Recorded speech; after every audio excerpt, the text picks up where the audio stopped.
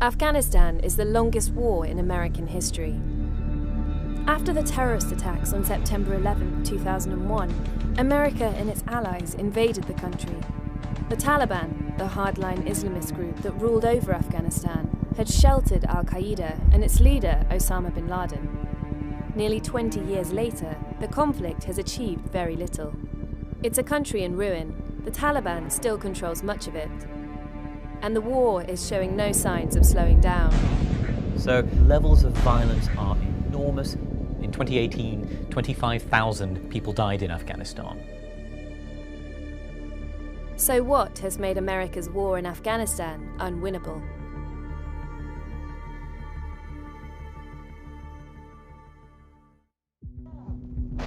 Afghanistan has been mired in conflict for over 40 years. In 1979, the Soviet Union invaded the country to support the Afghan communist regime.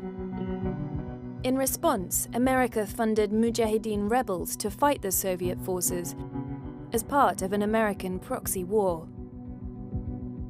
In 1989, Soviet forces withdrew from Afghanistan, which sparked years of infighting among tribal warlords.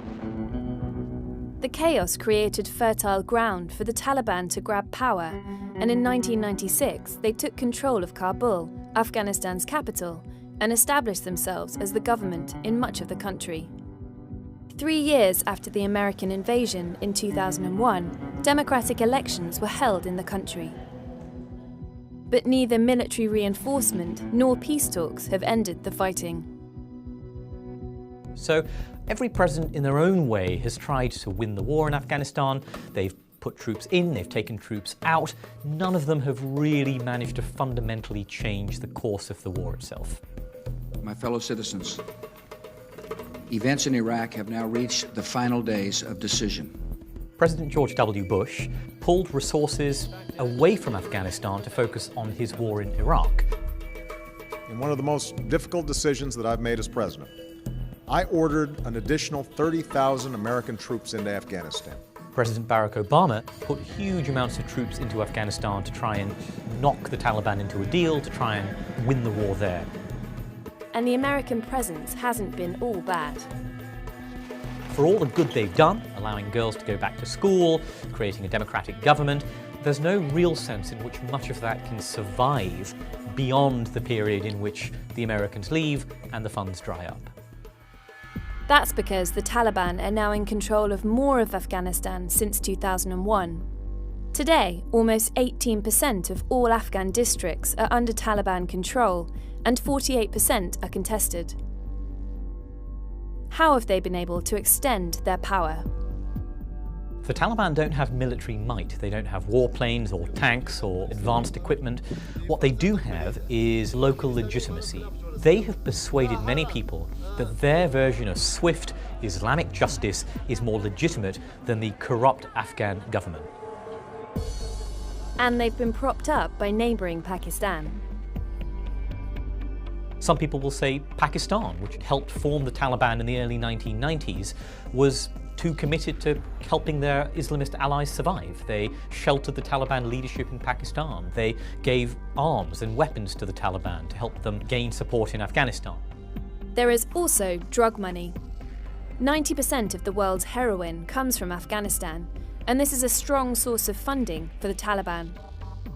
Opium has been a big part of the war. It's been a part of the conflict economy.